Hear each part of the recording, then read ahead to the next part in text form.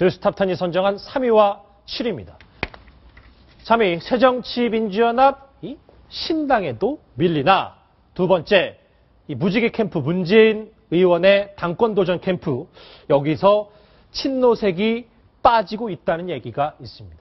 먼저 이 신당 얘기를 해보면요. 새정치민주연합 정동영 상임고문 제3당 신당 창당을 준비하고 있는 가운데 진보 진영의 신당 가칭 국민모임 입당 가능성이 계속해서 대두되고 있습니다. 김정한 기자. 예. 그런데 이 보면 제가 지금 주제에서도 지적을 했습니다만 신당이 본격적으로 창당도 안 됐는데 지지율이 생각보다 높습니다.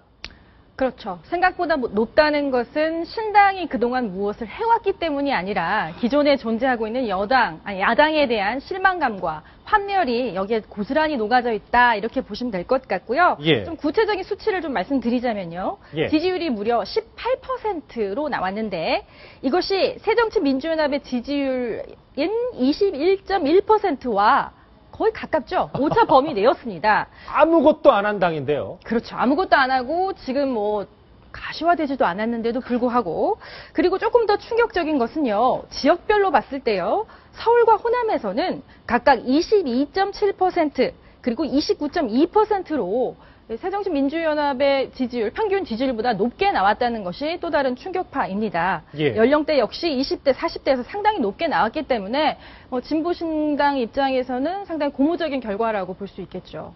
보면 야당 지지층의 신당 창당에 필요하다는 의견이 물론 과반수를 넘진 않은데 어느 정도 의견 목소리가 좀 충분하다는 생각도 듭니다. 저희 지금 화면으로 같이 보고 계신데 김정한 기자한테 이걸 더 여쭤볼게요. 네. 일단 18%라는 지지율이 무시할 수 있는 지지율이 아니면 도대체 어떤 사람들이 지금 그 국민 모임에 있는 겁니까?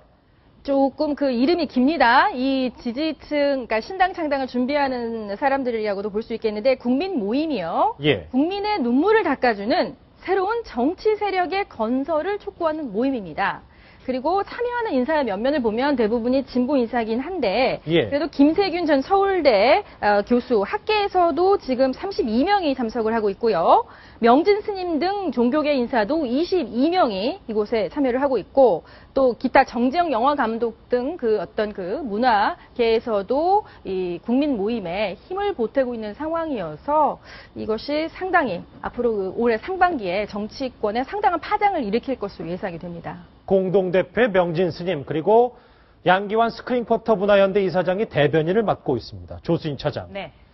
자, 18%면 정동영 상임고문이 본격적으로 발을 담그면 파급력이 더 있어지는 거 아닙니까? 어떻게 보십니까? 네, 저는 결론적으로 예측하기 어렵다고 봅니다. 예. 왜냐면요, 지금 김정한 기자도 얘기했지만 지금 태동하지도 않은 신당이 이렇게 새정치민주연합이란 제1야당을 위협하고 있는 것은 새정치민주연합이 제1야당답게 활동하지 못하고 있는 반감에서 나온 겁니다. 그런데 이 정동영 상임고문의 경우에는 지금 2007년 대선 패배 이후 원외로 있었습니다만 계속해서 어떤 제주 해군기지 문제라든지 예. 한미 FTA 문제라든지 이런 데에 대해서 친노 세력이라는 이런 분들과 별로 다를 바 없는 행동을 보였거든요.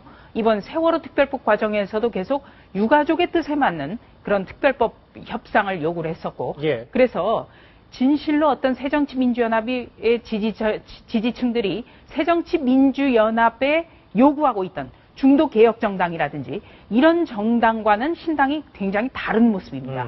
그리고 또 작년에 안철수 의원이 이끌던 안철수 신당의 경우에는 기존의 민주당보다 2배 이상 높았던 지지율을 보였었습니다. 그때는 안철수 의원이 그때만 하더라도 새로운 뉴페이스였기 때문이거든요. 예. 근데 정동영 상임고문이 비록 집권 여당의 대선 후보를 지냈습니다만 지금 작년 초에 안철수 의원과 같은 그런 위상을 갖고 있지는 않습니다. 그래서 실질적으로 신당이 태동한다 하더라도 새정치민주연합을 대체할 수 있는 그런 정당이 되기는 어렵다. 그러니까 무엇보다도 안철수 의원, 작년에 안철수 의원과 같은 역할을 할 수 있는 새로운 인물, 그리고 새정치민주연합과는 확연히 다른 어떤 정체성과 노선을 보여줘야만 신당이 태동하더라도 성공할 수 있겠다. 이런 말씀을 드리고 싶습니다. 그렇군요. 이런데 정동영 상임고문은 탈당과 신당 모두 신중하게 결정하겠다는 입장인데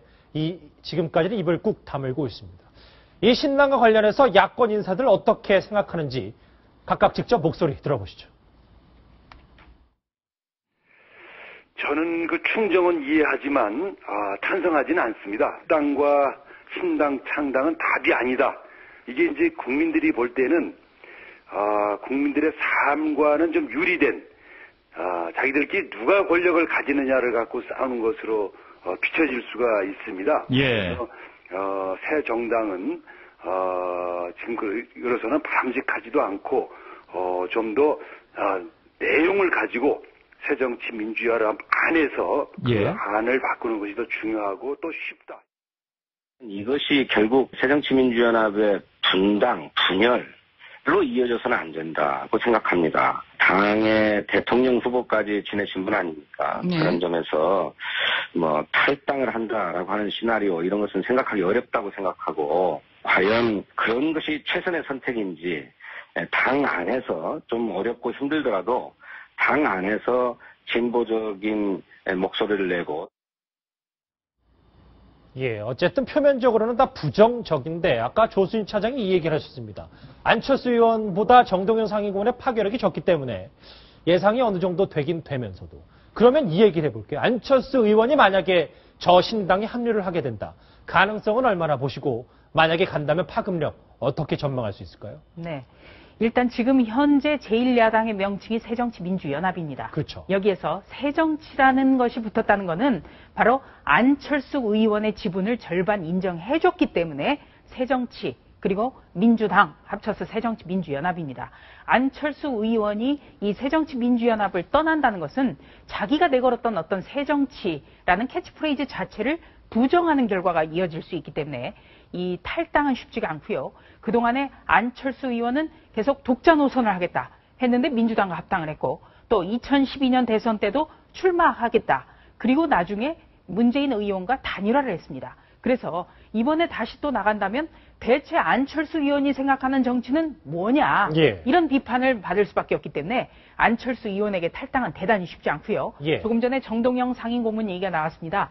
2007년만 하더라도 엄청난 분이었죠. 어떤 그 노무현 정부의 황태자라고 각인이 됐고 또 김정일을 그 방문해서 남북 통일과 관련한 구상도 얘기를 했었고 하지만 그 2009년에 대선 후보까지 지냈음에도 불구하고 전주 덕진이라는 옛 지역구에 돌아가서 그 의원직을 얻겠다고 탈당을 했기 때문에 그때부터는 급속도로 어떤 그 위상이 그 적었습니다. 작아져왔습니다. 예. 그렇기 때문에 이 신당은 조금 전에 말씀드렸다시피 새로운 인물이 그럴 만한 명분을 가지고 도전을 해야만 성공할 수가 있습니다. 일단 그렇군요. 그렇게 해석이 가능한데 시끄러운 곳 여기뿐만 아닙니다. 새정치민주연합 내에서 지금 당권 도전 상당히 격화되고 있는데 어제 문재인 의원과 박지원 의원이 대선 패배 책임을 갖고 한 얘기들이 있습니다. 직접 목소리 들어보시죠. 반성해라. 이것이 가장 중요합니다. 왜 우리가 패배하고도 반성하지 않습니까? 처절하게 반성해야 됩니다. 그리고 석고퇴제해야 된다고 생각합니다. 4월 보궐선거에서 이 세 개 지역, 세 곳은 우리가 이기는 지역입니다. 시민단체에서 양보해라, 단일화하자 해가서 되겠습니까? 대통령 후보할 사람은 표 때문에 못합니다. 이런 악역이나 이런 결정은 박지원 같은 사람밖에 할 수 없습니다. 저는 우리 당으로부터 좀 특별한 사랑과 혜택을 받은 사람입니다. 그런 만큼 책임도 특별하다고 생각합니다. 우리 당을 다시 살려내는데 몸을 던져야 된다고 생각을 했습니다. 그것이 제가 책임지는 길이라고 그렇게 생각했습니다. 틱토끼도 잡고 사토끼도 잡아야죠. 의견이 엇갈리고 있는데 조수진 차장. 그런데 맨 마지막에 지금 말한 문재인 의원이 친노의 좌장 아니겠습니까? 네. 그런데 친노색 빼기에 지금 많은 힘을 쏟고 있다는 얘기가 있어요. 그렇습니다. 문재인 의원은 누가 뭐래도 친노의 좌장이고 지금 문재인 의원이 당권에 도전하면서 당내에서는 이 전체적으로 친노 정당으로 만들어지는 건 아니냐 여기에 대한 우려가 있습니다. 바로 이 점을 희석시키기 위해서 바로 문재인 의원 캠프 쪽에는 과거에 김대중 정부 때 일했던 사람들이 전면에 포진해 있습니다. 예. 대표적으로 김기만 전 청와대 비서관이 있습니다. 김대중 정부 시절에 바로 왼쪽에 보이죠? 지금 악수하는 사람이죠? 네, 예. 보도지원 비서관 등을 역임을 했습니다. 예. 일단 뭐 친노색이 빠질지 말지 여부에 따라 이제 당권, 당심도 많이 이제 좌우가 될 것 같은데 이 문재인 의원과 박지원 의원의 야당 당권 도전 경쟁은 계속해서 저희가 주목을 해 보겠습니다.